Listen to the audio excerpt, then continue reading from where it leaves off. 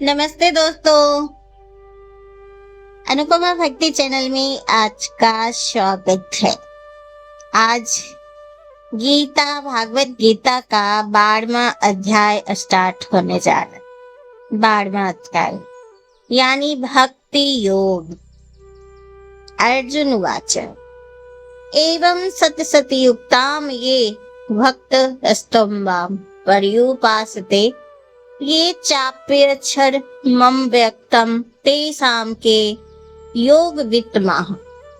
अर्जुन ने पूछा, जो आपकी सेवा में सदैव तत्पर रहते हैं या तो अव्यक्त निर्वेश शेष ब्रह्म की पूजा करते हैं या दोनों में से किसी अधिक पूर्ण सिद्धि माना जाएगा। तब अब तो कृष्ण साकार निराकार एवं सर्वव्यापक की समझा चुके हैं और सभी प्रकार के भक्तों और योगियों का भी वर्णन कर चुके हैं। समानतः अध्यात्मवादियों की भी 2 श्रेणियों में विभाजित किया जा सकता है, निर्विशेषवादी तथा सगुणवादी। सगुणवादी भक्त अपनी सारी शक्ति से परमेश्वर की सेवा करता और निर्विशेषवादी श्री कृष्ण की सेवा करता, किंतु प्रत्यक्ष रूप से न करके वह अप्रत्यक्ष निर्मेश ब्रह्म का ध्यान करता है। इस अध्याय में हम देखेंगे कि परम सत्य की अनुभूति विभिन्न विधियों से भक्ति योग सर्वोत्कृष्ट है। यदि कोई भगवान का सानिध्य चाहता है तो उसे भक्ति करनी चाहिए। जो लोग भक्ति को द्वारा परमेश्वर को प्रत्यक्ष सेवा करते हैं वे सर्वगुणवादी कहलाते हैं। जो लोग निर्वेश ब्रह्म का ध्यान करते हैं वे निर्वेशवादी कहलाते हैं। यहाँ पर अर्जुन पूछता है कि दोनों में से कौन श्रेष्ठ हो। यद्यपि परम सत्य के साक्षात्कार के अनेक साधन, किंतु इस अध्याय में कृष्ण भक्ति योग को सर्वश्रेष्ठ बताते। वे सर्वाधिक प्रत्यक्ष और ईश्वर का सानिध्य प्राप्त करने के लिए सबसे सुगम साधन।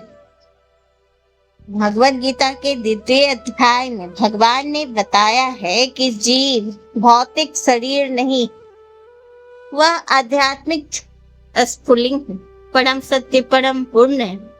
7वें अध्याय में उन्होंने जीव को परम पूर्ण का अंश बताते हुए पूर्ण पर ही ध्यान लगाने की सलाह दी और 8वें अध्याय में कहा है कि मनुष्य भौतिक शरीर का त्याग करते और कृष्ण का ध्यान करते, कृष्ण के धाम को तुरंत चले जाते।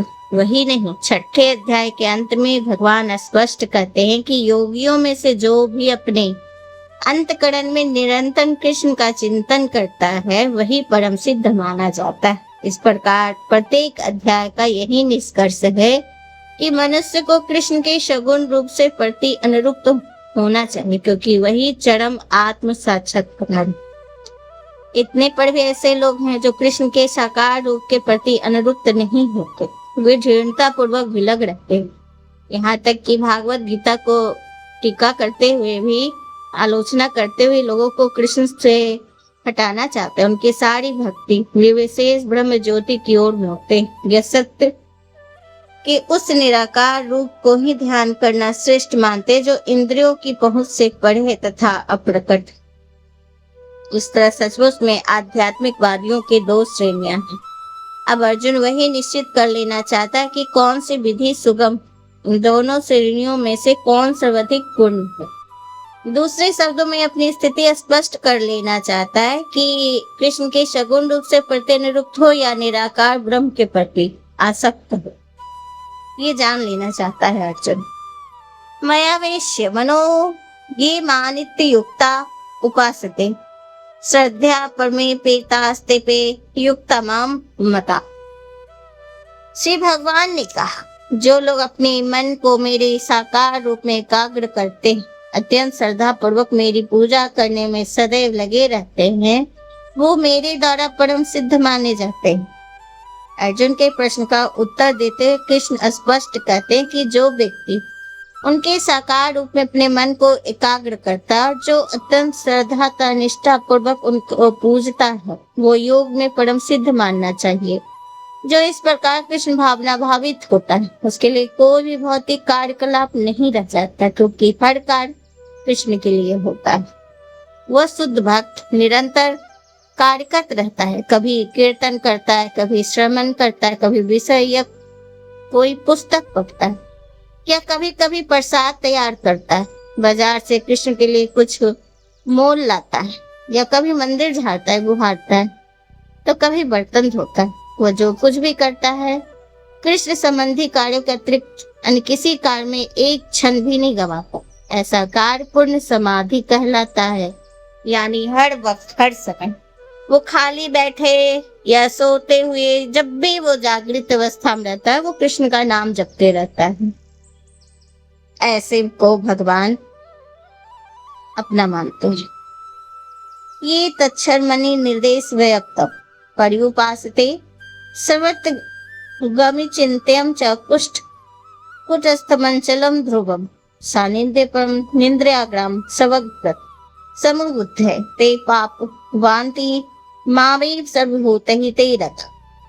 लेकिन जो लोग अपनी इंद्रियों को बस में करके तथा सबों के प्रति सद्भाव रखकर परम सत्य को निराकार कल्पना के अंतर्गत उस व्रत की पूर्ति तक पूजा करते हैं, जो इंद्रियों के अनुभूति से परे सर्वव्यापी अकल्पनीय अपरिवर्तनीय है, अचल तथा ध्रुव, समस्त लोगों के कल्याण में संगल रहकर अनंत मुझे प्राप्त करते।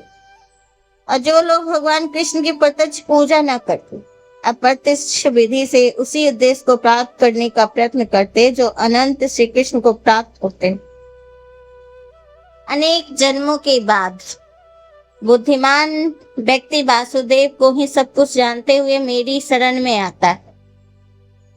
जब मनुष्य अनेक जन्मों के बाद पूर्ण ज्ञान होता है तो वह कृष्ण की शरण ग्रहण करता है। यही कोई श्लोक में बताई गई विधि से भगवान के पास पहुंचता है तो उसे इंद्रिय निग्रह करना होता है, प्रत्येक प्राणी की सेवा करनी होती है और समस्त जीवों के कल्याण कार्य में रात होना होता है। इसका अर्थ ये हुआ कि मनुष्य को भगवान कृष्ण के पास पहुंचना ही होता है, अन्यथा पूर्ण साक्षात्कार नहीं हो पाता है। अब भगवान की शरण में जाने के पूर्व पर्याप्त तपस्या करनी होती। आत्मा के भीतर परमात्मा का दर्शन करने के लिए मनुष्य को देखना, सुनना, स्वाद लेना, कार्य करना आदि इंद्रिय कार्यों को बंद करना होता है। तभी वह यह जान सकता है कि परमात्मा सर्वत्र विद्यमान। केशोधिक त्रस्ते पास भक्ता सकते साम अवक्ता ही गति दुखम देव वधीर वावतो। जिन लोगों के मन में परमेश्वर के अव्यक्त निराकार स्वरूप के प्रति आसक्त हो, उनके लिए प्रगति कर पाना अत्यंत कष्टप्रद। देहधारियों के लिए इस क्षेत्र में प्रगति कर पाना सदैव दुष्कर होता है।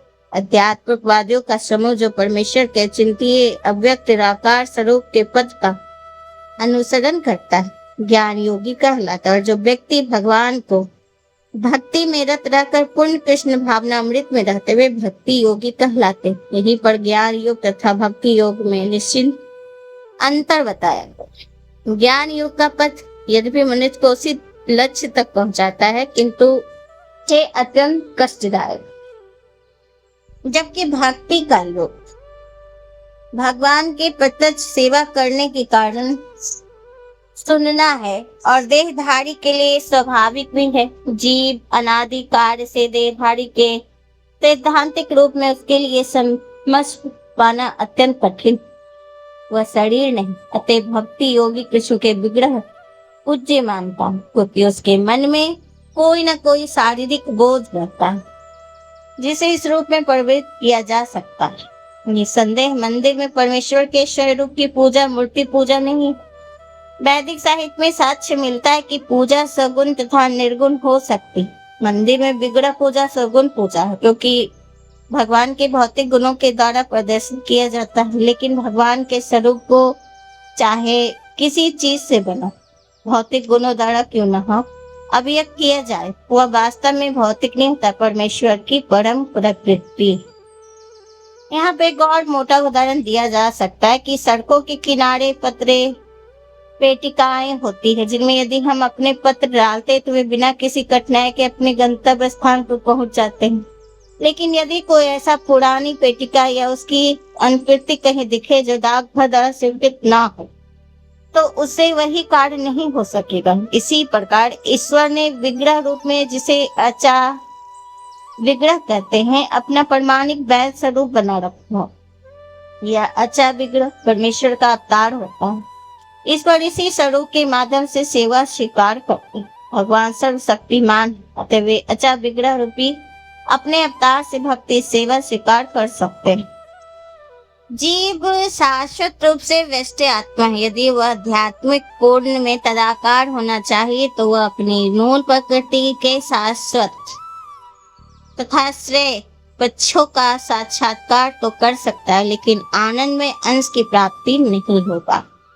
ऐसे अध्यात्मकवादी जो ज्ञान योग में अत्यंत विद्वान होता है, उसी भक्त के अनुग्रह से भक्ति योग को प्राप्त होता है, और उस समय निराकारवाद का दृढ़ अभ्यास कष्ट का कारण बन जाता है, क्योंकि वह विचार को त्याग नहीं पाता। अतएव देहधारी जीव अभ्यास के समय, साक्षात्कार के समय अव्यक्त प्राप्ति में सदैव कठिनाई से पड़ जाता है। प्रत्येक जीव स्वतंत्र और उसे अच्छी तरह समझ लेना चाहिए कि अव्यक्त अनुभूति उसके आध्यात्मिक आनंद में आत्म की प्रकृति के विरुद्ध है।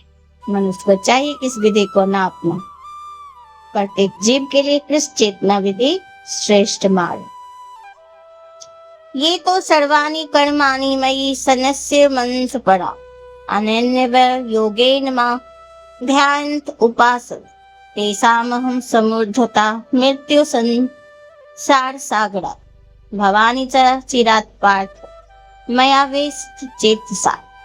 जो अपने सारे कार्य को मुझ में अर्पित करते तथा विचलित भाव से मेरी भक्ति करते हुए मेरी पूजा करते हैं, उन्हें चित्तों को मुझ पर स्थित करके निरंतर मेरा ध्यान करते हैं, उनके लिए हे पार्थ, मैं जन्म मृत्यु के सागर से शीघ्र उद्धार करने वाला।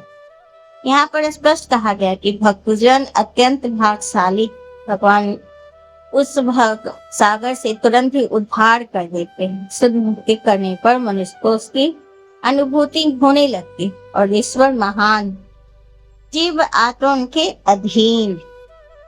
उन सबका कर्तव्य है कि भगवान की सेवा करे, और यदि वह ऐसा नहीं करता तो भी माया की सेवा करनी ही होगी।